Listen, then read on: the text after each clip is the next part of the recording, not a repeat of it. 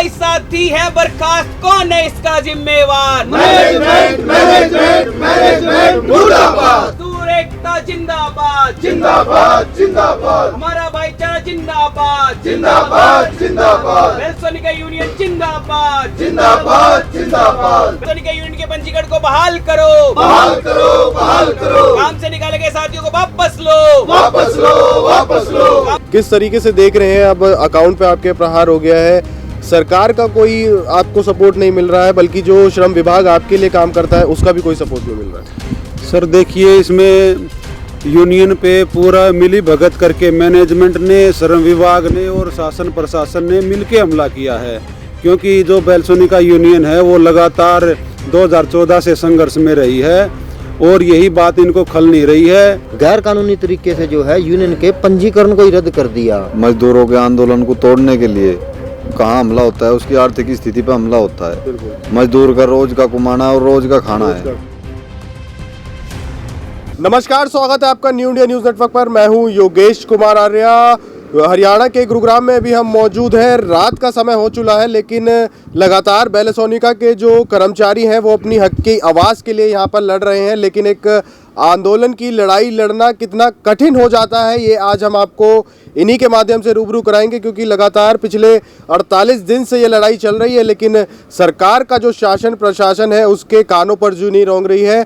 और ये लोग अपना ज्ञापन सभी को सौंप चुके हैं, लेकिन किसी भी तरह से उम्मीद के जो बादल हैं वो दिखाई नहीं दे रहे। आज गुरुग्राम में बारिश भी पड़ी, जिसके बाद काफ़ी दिक्कतों का इन्हें सामना करना पड़ा। आप लोग अपने घरों में होंगे, लेकिन ये लोग किस तरीके से अपनी मांगों को सरकार से मनवाने के लिए यहाँ पर गुरुग्राम लघु सचिवालय के बाहर बैठे हैं लगातार 48 दिन से। और अब गर्मियों में इन्होंने ये आंदोलन शुरू करा था, अब ठंड का समय आ चला है सर, लेकिन सरकार जो है वो सुनने का नाम नहीं ले रही है। क्या कहेंगे सर? देखिए, सरकार का रुख तो हम सबके सामने ही है। पिछले आप खासकर ये पिछले जो 9 साल गए हैं उन 9 सालों में तो जो है सरकार जो है पूरी मेहनत कश जनता के विरोधी है। चाहे वो कृषि कानून है या लेबर कोड है, नई शिक्षा नीति है, उन तमाम इस तरीके की चीज़ें लेके आई है जिससे जो है जनता जो है आगे ना बढ़ सके और जनता के अधिकारों को जो है कुचला जा सके। तो उसी बीच में हमारा ये आंदोलन भी है, तो उसको दबाने के लिए भी तरह तरह के जो है प्रयास सरकार लगातार कर रही है। जिस तरीके से जैसे ये ट्रेड यूनियन का जो रजिस्ट्रार महोदय थे, उन्होंने हमारा पंजीकरण जो है छुट्टी के दिन रद्द किया। हमने पीछे भी आपको बताया था कि शनिवार का दिन था, 23 सितंबर छुट्टी का दिन था, जिस दिन श्रम विभाग की छुट्टी होती है। लेकिन वर्करों की एकता से डरते हुए वर्कर ताकि आंदोलन को आगे ना बढ़ाएं और यूनियन को ख़त्म करने के उद्देश्य से इन सभी चीज़ों को लेकर जो है उन्होंने गैर कानूनी तरीके से जो है यूनियन के पंजीकरण को ही रद्द कर दिया। किस कारण किया? हमने सिर्फ एक यूनियन के संविधान के अनुसार और भारतीय संविधान के अनुसार जो है एक ठेका वर्कर को यूनियन की सदस्यता दी। उनसे ये बर्दाश्त नहीं हुआ कि यूनियन ने जो है एक ठेका वर्कर को सदस्यता क्यों दी, और इसके चलते ही उन्होंने हमारे को नोटिस जारी करे, कारण बताओ नोटिस दिए। और फिर अंत में आए के जो है उन नोटिसों के जवाब भी हमने यूनियन ने दिए। हमने अपने जो सलाहकार थे उनसे वो सारा सलाह मशवरा किया, लेकिन किसी ने भी ये नहीं कहा कि जो ये नोटिस हैं वो नोटिस जो है उनके जायज़ हैं। उल्टा जो है यूनियन की गतिविधि थी जो पूरी की पूरी वो जायज़ थी हमारी, और उन्होंने वो सारी चीज़ें जायज़ करते हुए जो हमने उसको ठेका वर्कर को जो सदस्यता दी थी वो भी एक पूरे संविधान के अनुसार और यूनियन के संविधान के अनुसार पूरे तौर तरीके से दी। लेकिन फिर भी उसके बावजूद भी जो है गैर कानूनी तरीके से काम उन्होंने किया और यूनियन का जो है पंजीकरण भी रद्द कर दिया, ताकि वर्करों के बीच में बौखलाहट हो और ये सारी चीज़ें।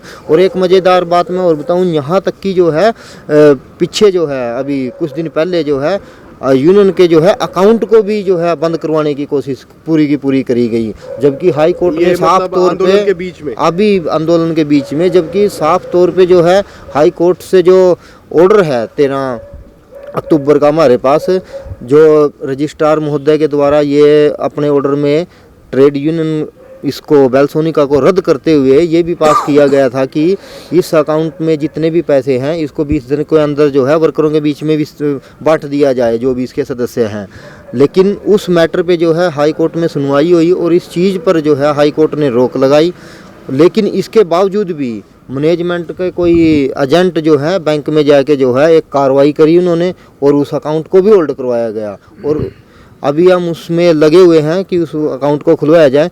वो प्रक्रिया भी उन्होंने गैर कानूनी तरीके से करी। जो बैंक के अधिकारी हैं उन्होंने भी अपनी पूरी गैर कानूनी तरीके से दिखाया, ये दिखाते हुए कि हम किस तरीके से जो है पूंजीपतियों के पक्ष में खड़े हैं। जबकि कोई भी एप्लीकेशन लेके गया वहाँ पर उनका ये जिम्मेदारी बनती थी कि वो जो है उस एप्लीकेशन के ब्याह पे देखें कि किस वर्कर ने वो एप्लीकेशन लगाई, कौन है वो, उसकी आईडी क्या है, उसकी आईडी देखनी चाहिए थी। तो कोई उसमें आईडी नहीं। यहाँ तक कि जो उसके अथॉरिटी है उस अथॉरिटी के पास एक लिखित में सूचना भेजनी चाहिए थी, उनसे बातचीत करनी चाहिए थी। ऐसा कुछ नहीं कराया गया।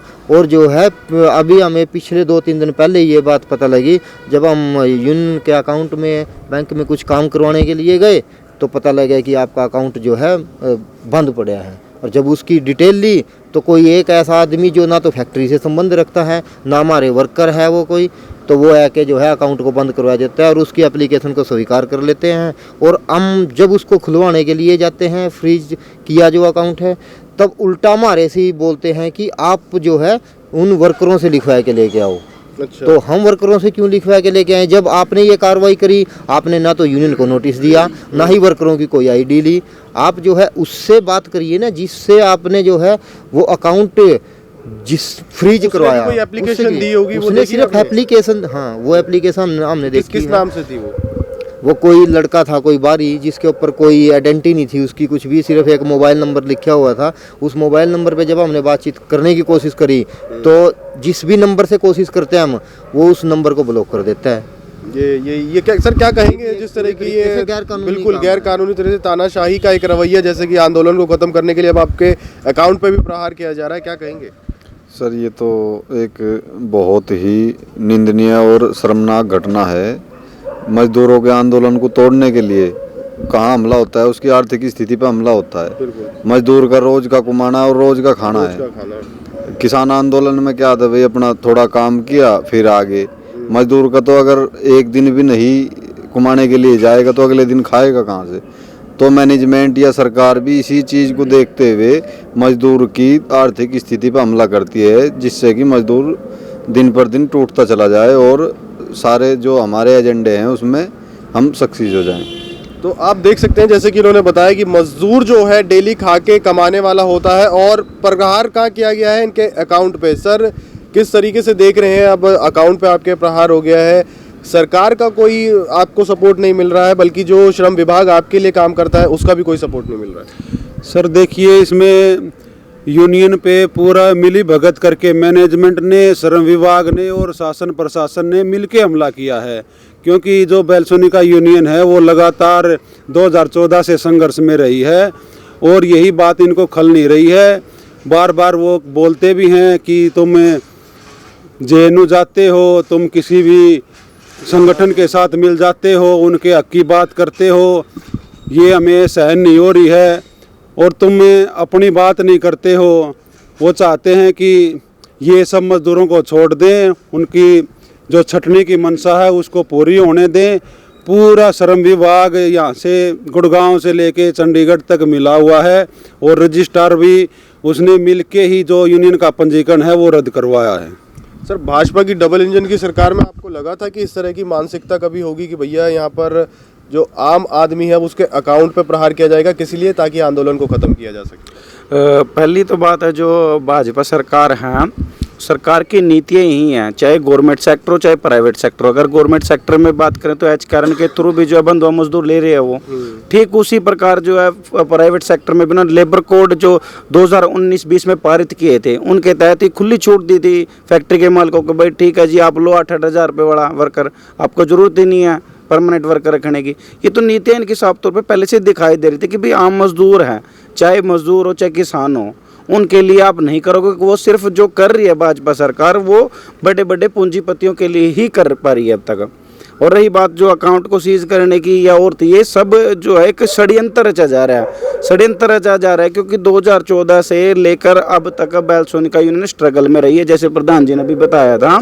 उसको तोड़ने के लिए और एक अपना एक एजेंडा स्थापित करने के लिए गुड़गांव एरिया में 2012 में भी एक मैनेजमेंट ने मिल करके एक मारुति यूनियन पे जो है प्रहार करके एक षड्यंत्र के तहत जो है हंगामा करवाया, तोड़ फोड़ करवाया। 546 जो है परमानेंट वर्कर और 1800 ठेका वर्कर को जो रोड पे लाकर खड़ा कर दिया था। ठीक ऐसे ही 10 साल बाद कोशिश की जा रही है बेलसोनिका के अंदर, ताकि एक बड़ा एक ऐसा षड्यंत्र रच के जो है इनके ऊपर प्रहार किया जाए वर्करों के ऊपर, और एक नया चीज दिखाए वर्करों का कि भाई आप अगर आवाज उठाएंगे अपने हक के लिए, अधिकारों के लिए, अपनी मांगों के लिए, तो आपको इसी तरीके से दबा दिया जाएगा, कुचल दिया जाएगा और आपकी रोजी के ऊपर हमला कर दिया जाएगा। तो भाजपा के शासनकाल में आपको लगता नहीं है कि गरीबों पे ज़्यादा अटैक हो रहा है? नगर निगम के कर्मचारी या फिर ये जो आशा वर्कर थी, फिर आप हैं, तो सरकार क्या सिर्फ चंडीगढ़ में चल रही है? यहाँ पे क्या हो रहा है कुछ दिखाई नहीं दे रहा हरियाणा के गुरुग्राम में? बात चंडीगढ़ हरियाणा की मैं पूरे इंडिया लेवल की अगर बात करूँ तो भाजपा सरकार जो है हर एक क्षेत्र में जो है वो अपना जो मामला लेके पहुंचे, चाहे वो आशा वर्कर जैसे आपने बोला, चाहे कोई टीचर्स है, चाहे पुलिस कर्मचारी है, चाहे आपका ये जो कलरक भी अभी यहाँ पे डीसी कार्यालय के सामने यहाँ धरने पर बैठे हुए थे। इसी के साथ साथ जो हमारे जो क्या बोलते हैं ये हमारे जो आर्मी वाले थे, आर्मी में भी 4 साल का ठेकाकरण को लेकर आई थी वो। तो इनका नीति ये आगे जो आने वाला जो समय है ठेकेदारी का, चाहे वो बीजेपी सरकार आज करंट में, इसलिए हम बीजेपी सरकार पर कल अगर कांग्रेस आएगी, कांग्रेस भी नीतियों पे काम करेगी। आने वाले समय में स्थायी नौकरियों पर हमला है, चाहे वो गवर्नमेंट सेक्टर का हो, चाहे वो प्राइवेट सेक्टर का हो। इतना निजीकरण कर देंगे सरकार जो है, आने वाले समय में स्थायी नौकरियां नहीं रहने देंगे किसी भी, उसके ऊपर काम कर रही हैं लगातार। ऐसे जब स्थिति बन जाएगी तो क्या कहेंगे जो जैसे कि भाजपा सरकार है और भाजपा सरकार के मंत्री कहते हैं एक भारत श्रेष्ठ भारत, क्या ऐसे मजदूरों को ठेकेदारी प्रथा में 8-8 हज़ार रुपये में काम करा के श्रेष्ठ भारत बनेगा? नहीं, बिल्कुल नहीं बनने वाला। आप यार एक बार देखिए, आप इतनी महंगाई के दौर में, आप जब महंगाई गुड़गांव में लेवल पे देख लीजिए, 10,000 रुपये न्यूनतम इस सरकार ने लगा रखा है कि केंद्र सरकार का है कि 175 रुपये 176 रुपये पर डे के उन्होंने लगा रखा है कि न्यूनतम वेतन होना चाहिए। आप इस गुड़गांव के स्तर पे बताइए कि गुड़गांव में 176 रुपये प्रतिदिन के हिसाब से क्या वर्कर कोई जिंदा रह सकता है? न्यूनतम स्तर देखिए आप वो। और फिर जब हरियाणा लेवल का स्टेट का देखेंगे तो आप 8,000 या 9,000 जो भी, तो किराए में ही लग जाएगा। हाँ, आप मकान उठा के कमरे का किराया देख लीजिए, कमरे का किराया मिनिमम अगर आप लेंगे छोटे से छोटा तो 5,000 का सब सेपरेट रूम आता है। आप उसे बताइए 10,000 रुपये में अपनी फैमिली लेके जो रहेगा व्यक्ति, वो कैसे मजदूर अपना गुजारा कर लेगा? आप बताइए कितना वो अपने पेट पालने के लिए कितना वो कटौती करेगा जब वो 9600 या जो रेट है हरियाणा गवर्नमेंट की मजदूरी वेज है, तो वो कैसे गुजारा करेगा? आप बताइए। तो इसमें तो मुझे नहीं लगता कि एक श्रेष्ठ एक भारत जो बन पाएगा 8,000 रुपये में, अगर आप वीज़न लेके चल रहे हो इस वजह से, तो नहीं बन पाएगा ऐसे। तो ये जो भाजपा सरकार की जो ये ठेकेदारी प्रथा है, ये कहीं ना कहीं गरीब तबके को एक तरह से दीमक की तरह नोच रही है। तो आपको लग रहा है कि इसका क्या इलाज बनेगा अब आने वाले समय में? जी, मैं तो ये कहता हूँ कि जिस तरह से सरकार अपनी नीतियाँ लेकर आई है, 4 श्रम कानून, 44 श्रम कानून जो सरकार जो थे हमारे श्रम मजदूरों के, वो उनको सरकार ने संचित करके 4 लेबर कोड बना दिए। अब मजदूरों को क्या चाहिए कि जैसे कृषि कानून जो किसानों ने वापिस करवाए अपने, और अपने जो काले कृषि कानून थे उनको वापस का, ऐसे ही मजदूर एकत्र होकर के वो अगर लड़ें अपने हकों के लिए, तो सरकार मुझे लगता है बैकफुट पे आएगी, तो मजदूरों की अपनी बात मान सकते हैं। और उनकी जो न्यूनतम वेतन एक नारा है कि हमारा मजदूरों का कि 25,000 रुपये मासिक वेतन होना चाहिए, वो लागू हो सके। जिसमें आप देखेंगे 25,000 रुपये में भी गुजारा नहीं होगा आज की महंगाई में, तो ये हो सकता है अगर मजदूर एकत्र हो तो। सर, 48 दिन हो गए आपके जो आंदोलन को, गर्मी में आपने आंदोलन शुरू किया था, अब ठंड के समय आ गया है, किस उम्मीद लग रही है आपको कि सरकार से कि भैया, क्योंकि शासन प्रशासन पे आपने सब में अपना लेटर दे दिए लेकिन कोई सुनवाई नहीं हो रही, श्रम विभाग में लेटर दे दिए, ज्ञापन दे दिए, अब लग रहा है सरकार से कुछ उम्मीद है या कहाँ से उम्मीद लग रही है आपको? देखिए, सरकार से तो मैं कोई उम्मीद नहीं लग रही है। उम्मीद जो है हमारे जो वर्गीय एकता बोलते हैं, हमारी विश्वास उनके ऊपर ही है कि हम मजदूरों के बीच में जाके उनको एकत्रित करने का काम करेंगे और उनका अपने समर्थन लेंगे, और तब जाके कहीं ना कहीं एक बड़ा आंदोलन के रूप में हम खड़ा करेंगे, तब जाके सरकारें भी झुकेंगी और ये जो कंपनियों में जिस तरीके से किसान आंदोलन में किसानों ने जिस तरह से प्रधानमंत्री को खुद सामने आके बोलना पड़ा कि हम हाँ, जिस तरह से मान लीजिए कि जो किसान आंदोलन ने बड़ा एक आंदोलन स्थापित किया इस देश में, और इसी तरह से जो आज सभी कंपनियों में देखा जाएगा तो परमानेंट नौकरियां ख़त्म करके और छटनी की जा रही है। तो इन जो छटनी का मुद्दा है, इसको एक वर्ग संघर्ष के साथ ही ख़त्म कर सकते हैं। जो ठेकेदारी प्रथा बढ़ रही है, इनमें भी कॉन्ट्रेक्चुअल वर्करों के बीच में जाना पड़ेगा। उनको भी बताएंगे कि भाई आपके सारे अधिकार ख़त्म कर दिए जा रहे हैं, 6 महीने की नौकरी कर दी जा रही है। ऐसे में इस हम मालिक के लिए तो काम कर रहे हैं, लेकिन मालिक हमारे लिए कोई नहीं सोच रहा है। जब तक हम खुद अपने वो वर्ग के लिए अपने लिए नहीं खड़े होंगे, तब तक इन चीज़ों से हम निजात नहीं पा पाएंगे। तो ठेकेदारी प्रथा कहीं ना कहीं जो गरीब तबका है, मजदूर, उसको दीमक की तरह नोच रही है। सर, लगातार आप आंदोलन कर रहे हैं, किस तरह की रूपरेखा देखें और घर का माहौल क्या होता होगा जब 48 दिन से आप यहाँ लगातार बैठे हैं? काली दिवाली आप लोगों ने मनाई, लेकिन आपने यहाँ एकत्रित होकर ऐसी दिवाली मनाई कि लोगों को एक मैसेज जा सके कि भैया आंदोलन हो रहा है तो यहाँ भी दिवाली है, लेकिन कहीं ना कहीं आपके घरों में जो है एक तरह से काली दिवाली का रहा होगा माहौल।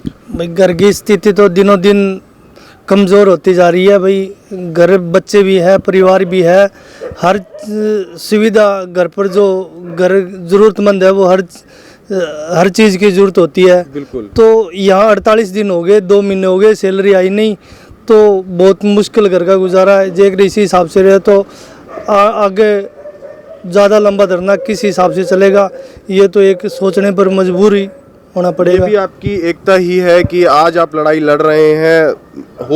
ये तो है ही, जब लड़ाई लड़ी गई है तो उसको जीता भी गया है। किसान आंदोलन हमारे सामने सबसे बड़ा हुआ है।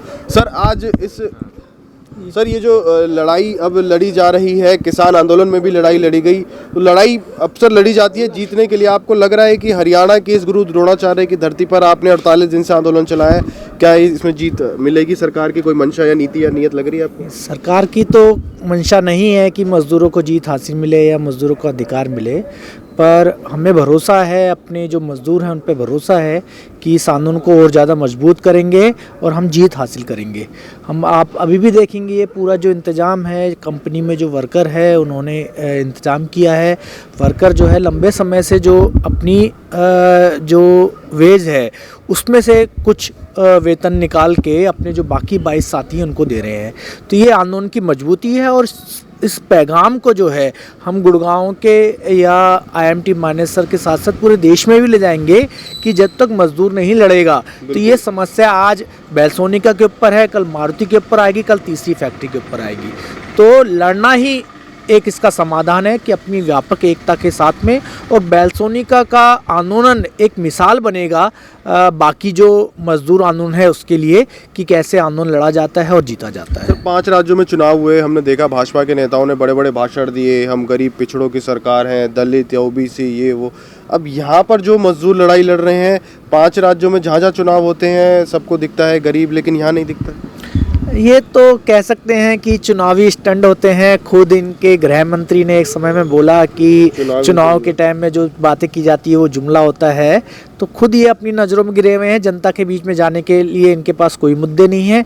इसलिए ये होता है कि चुनाव के टाइम में जनता के मुद्दे कहीं से नहीं आते हैं, चाहे बेरोजगारी का सवाल हो, चाहे शिक्षा का सवाल हो, चाहे प्राइवेटाइजेशन का सवाल हो। आप देखिए कोरोना टाइम में कितने लोगों की हालत ख़राब हुई। प्राइवेटाइजेशन जो स्वास्थ्य व्यवस्था का पूरा प्राइवेटाइजेशन है ना, आप देख सकते हैं कि स्थिति बहुत बुरी हो रही है, लोगों के पास इलाज के लिए कुछ नहीं है ना। तो आने वाले समय में चीज़ें और ज़्यादा बुरी होगी और पब्लिक भी, जनता भी इस चीज़ों को समझेगी और व्यापक आंदोलन, चाहे अभी किसानों का आंदोलन हुआ, मजदूरों का आंदोलन चल रहा है और भी मेहनत करने। आप देखेंगे यहाँ पे जो नगर निगम के लोग हैं, आशा वर्कर हैं, दूसरे लोग हैं, वो लड़ रहे हैं और एक दिन निश्चित ही जब चीज़ें आगे बढ़ेंगी तो एकजुटता होकर हम अपने छोटे छोटे अधिकारों के साथ में बड़ी लड़ाई भी लड़ेंगे और जीतेंगे। तो देखा आपने, जैसे कि हमारी यहाँ पे लोगों से बातचीत हुई, 48 दिन इनके आंदोलन को हो गए हैं।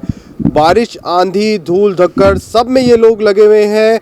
उम्मीद है अपने मजदूर संगठन से कि मजदूर एकत्रित हो और किसान आंदोलन ने जैसे सरकार को धूल चटाई थी और बताया था कि क्या एकता होती है जब मजदूर और किसान एकत्रित होता है। ऐसे इन लोगों ने भारत के और हरियाणा के तमाम मजदूर से अपील की है कि सब एकत्रित हो। अगर एकत्रित होंगे जब ही हम सरकार को मुंह तोड़ जवाब दे पाएंगे, वरना तो इस परिस्थिति में आप देख रहे हैं, ठंड का समय चल रहा है, गर्मी में ये आंदोलन शुरू हुआ था लेकिन आंदोलन अभी तक चल रहा है। जब तक आप एकत्रित नहीं होंगे सरकार के कानों पे जू नहीं रहेंगी। लेकिन इन लोगों का भी यही कहना है कि समस्त हरियाणा के और भारत के मजदूर एकत्रित होइए। और अभी ये जो स्थिति पैदा हुई है ये तो बैलेसोनिका की है, लेकिन आने वाले समय में ये स्थिति आपके साथ भी हो सकती है, मारुति के साथ और तमाम बड़ी बड़ी कंपनियों में ऐसी स्थिति पैदा हो सकती है। तो आप एकत्रित होइए और सरकार को इनकी भी हक की आवाज़ सुनाइए। और जो श्रम कानून, जैसे कि इन्होंने बताया, जो श्रम कानून है वो श्रमिकों के लिए ही नहीं रहे हैं, हायर एंड फायर की जो नीति है इसमें दी गई है कि भैया मालिक कभी भी रखो कभी भी निकालो, किसी के पास कोई जॉब सिक्योरिटी नहीं है। तो ऐसे श्रम कानूनों का फिर फायदा क्या है? अगर आपकी भी कोई राय हो तो हमें कमेंट करके बता सकते हैं। फिलहाल इस खबर में इतना ही। बने रहे न्यू इंडिया न्यूज़ नेटवर्क के साथ। कैमरामैन वीरेंद्र के साथ मैं योगेश कुमार आर्य, गुरुग्राम से।